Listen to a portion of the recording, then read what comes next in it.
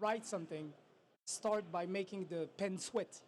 You just like draw some, and then you start talking. So now everyone's kind of relaxed, so we can do like the real thing when you're ready. Are we ready? Okay. Hello, everybody. My name is Nizzar Ben Chekroune. I'm from Marrakesh, Morocco, and I am glad to be here with you today. We're going to be talking about how B2B platforms are needed today to create a new revenue stream for artists. And why am I a good person to tell you about that? Because I'm a collector, and I've been collecting a lot of different things, from digening to fine art to not fine art to scams to whatever. And I just understood that there is a gap in this industry.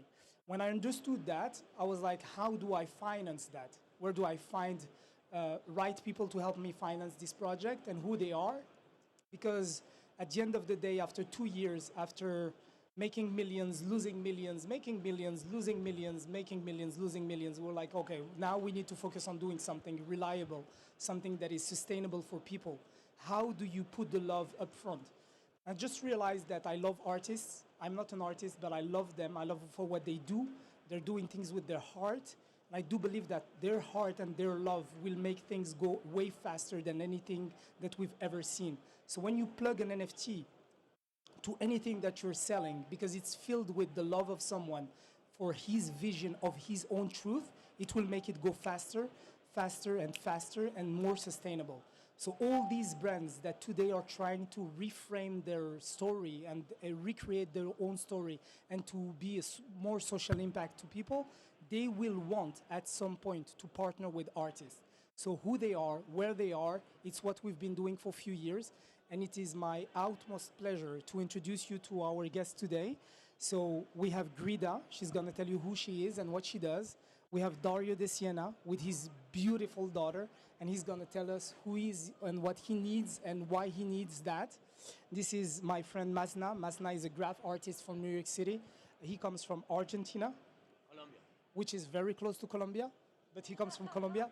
And we have my friend Taylor What the Fuck, which is also one of the early artists that I started buying. So, Grida, tell us more of who you are, what you do, what you love, and what do you feel as being a need for you in the space? I think I explained pretty much at the beginning. I am a curator who does NFT art and crypto art exhibitions, and I'm a simple girl. Hey, Ingrid! I'm a simple girl, and I really believe the true relationships, and that's the reason why I'm really in love with this Web3 scene, because I really can find the people who really believes the same spirit and same value. At that time, first I know them without face, without voice, just knowing that we have the same value, and then now we meet in real life. Usually in the physical experience, we just meet in real life, and then we just talk like that. But what's interesting thing is in Web3 is we don't know anything about who we are first, and we just share the value first, and then we meet in real life. Then I say, hey, it's been a while, not like hello. So that was really interesting. The community, we always say communities. Like for me, it's also community is very interesting. And now we are moving another step. That now NFT is a revolution. I think this is last year. Then now with this revolution, what do we build? That's the matters for this year, I think. So I was there last year, NFT Paris, and then second year edition. This is amazing. So yeah, so Thanks yeah. a lot. Thanks a lot. I'm coming back with a few questions to you, but I'd like you first to warm up the stage and tell us who you are and what you do. So, Dario, please. Yeah, so again, I'm Dario de Siena, a Swiss painting artist. Entered the NFT space in 2021, like really early.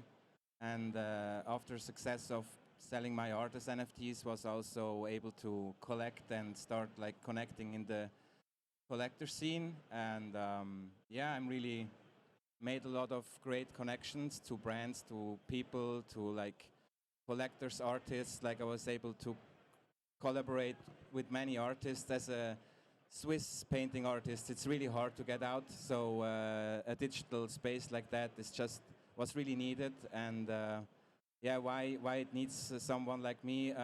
My art is always about try and fail and try again and learn from it. So it's like really, it needs kind of me in this space to, yeah, make mistakes and then learn from it and get better and get stronger. So that's why I'm here. This is really good. This is the mindset. You will learn by doing mistakes, otherwise you don't learn. Masna, please. Yeah. Hi, I'm Masna, Laura Masna, and I am a graffiti artist from young, turned into NFT creator. And I joined the space around the similar time than Dario, who is a crypto punk. And these little pixelated beauties, I fell in love with them as a graffiti artist in this time, and I started painting them. And I went in the Discord, which are these spaces where the communities hang out, and I started making friends with the crypto punks, with the devs, with the creators of the collection, and I found a niche for my work. I found a new group of collectors that believed in what I was proposing.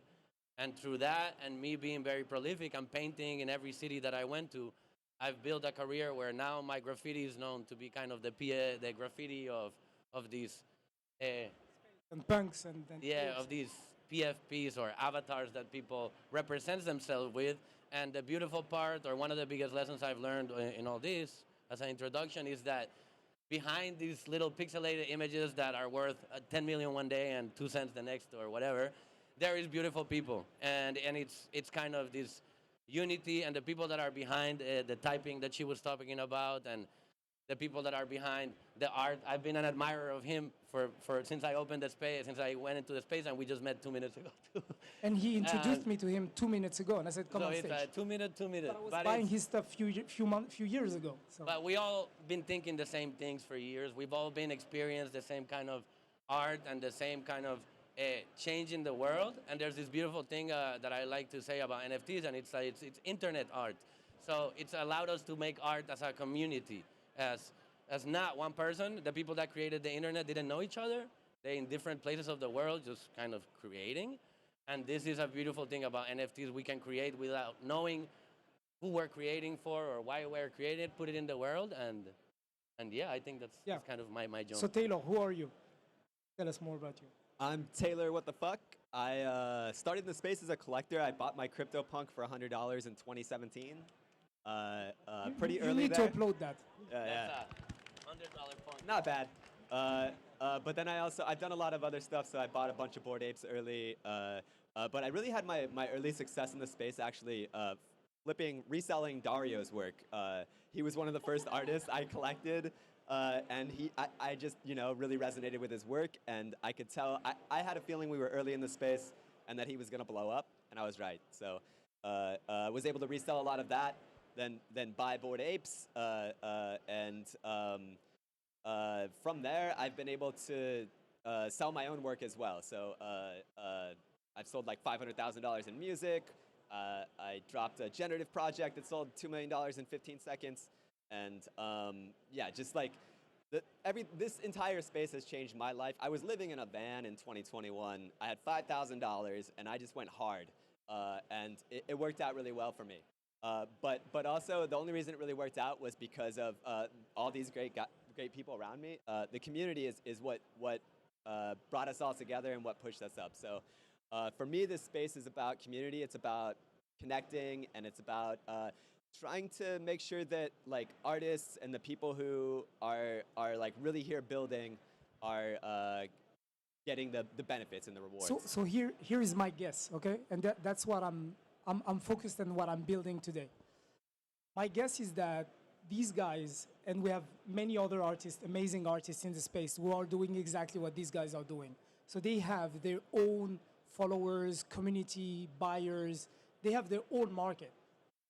I do believe that if you take off all the speculation process, if you take off the money, and if you look at an NFT just as a proof of being part of this community or being part of this, and you think ahead of your time, because part of my job is living in the future and trying to build what's missing when I come back. So if you build something a few years from now, you believe like many brands will be there, they will all want at some point to get connected to artists so that they can build with them. But for that, they will need a platform. I do believe what we have today is exactly like Internet 95. And I do believe, with all the respect that I have for the platforms that we have today, OpenSea and all of them, this is like Craigslist or eBay. You don't have niche platforms. And we need that. I'm telling you this, the space is filled with artists, and we do not have any platform which is linking artists with brands or organizations yet. So my question to you guys is, how would you feel if tomorrow, for example, Nike is trying to find an artist in Colombia, and you will have like a platform to choose from gender, type of art, how they can work within each other with a smart contract, KYC, and build on top of that. How would you feel? Would you feel comfortable giving or selling your art there? Yes, those big name brands are very difficult because a lot of the times there's a disconnection between the name brand and all it represents and the creator. But I think that is very needed. And in Latin America, we did an event in 21 in October called Key to Crypto, where we just went and talked and opened wallets and minted people's works. And from that little independent thing, there's maybe 200 creators that are now minting. They sell an NFT every once in a while. In Colombia, it's a lot of money. And so I think it's very needed. And if the right people like you with the right mentality do that connection, because I'm very skeptical, because I come from graffiti and from underground and all these other things. But of course, I would like to collaborate with a huge name and be able to get my name bigger out there. As long as but it's there fair. is that person, you are very important. There is this person that's in the middle that tells them that we're important and that tells us, hey, they need you. So I think that dialogue is very important. Because I do believe today's, when you sell your art, you have two ways to do it. The creative way, like let's put that in perspective. This guy is a graffiti artist. So he's like tagging on the street. And he's making revenue stream through NFTs. This is crazy if you look at it from this standpoint. So, but at the end of the day, you are in a place where you are waiting for someone to come in a platform, buy your stuff, or you being advertising this on Discord or Twitter. And on the other hand, what Grida is doing, which is going way more creative today, is going to a gallery, looking at it, saying, I like it, I want to buy it. But this is being passive. How can we be active into like not selling art like if it was just something that like a commodity, but at the end of the day, how can we make a safe revenue stream for artists from all over the world and put brands on top of that? What do you think about that, Taylor? How do you make a... Can you repeat the question just kind of short? Yeah. How would it change? Imagine like when you were in your van, when you had only $5,000 and you were still doing your art, you're still an artist. It's not because you made money that you're not an artist anymore. But how would you feel if there were a platform where a brand could come and say, hey, Taylor, I like your work. Can we work it out? Would you feel like, oh, it's a huge, big brand. It's difficult because they're going to eat me? Or would you feel like I would love to work with them? How would you feel about that? So I've had the opportunity to work with a few big brands in the space, and it's always a little tough. Like I'm not a businessman. I'm not, I'm an artist, right? So communicating with people, working out deals, making sure that I'm actually like getting the stuff and that I have the tools I need. All of that is outside of what I normally do. So having that support from somebody who is obviously been in the space for a while and understands it, that'll be super huge and invaluable. I have a question about the middleman, okay? So we've been all doing this for years in the space by saying we are killing the middleman.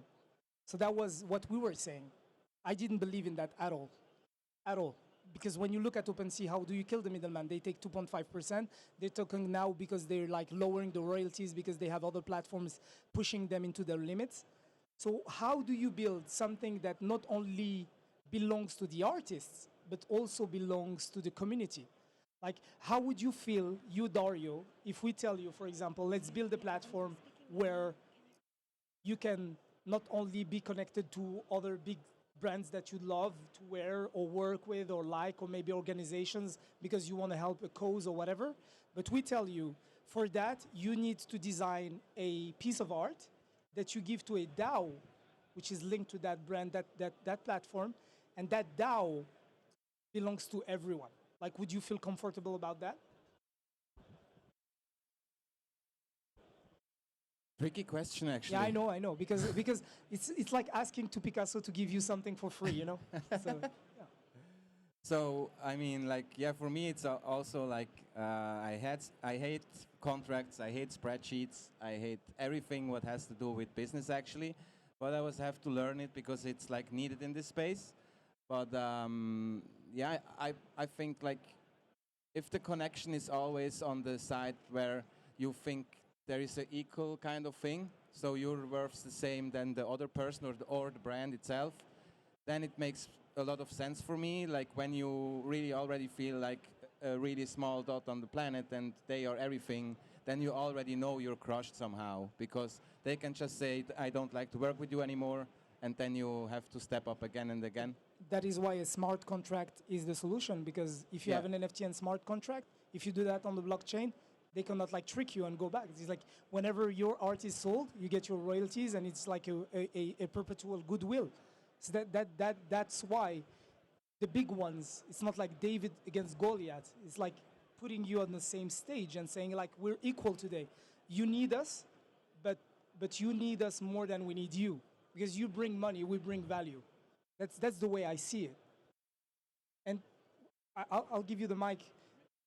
But just after you answer that, I'm gonna ask something to Grida. Yeah. But go for it. Well, the work that I'm known for is I sold bricks to do a wall in New York. So I had people commission me for doing graffiti of their punk, of their ape, and if you buy the brick, then I'll paint your thing. And this 2 years later has created a community of 76 people from all different communities that represent each other like a graffiti crew, and they come here and they hang out together and they chat all day. And I think that's the value of like creating these projects, not knowing where they're going, but with like a good heart. That you know, like you start like finding good people, and they find you, and you all communicate, and you find ways to grow together.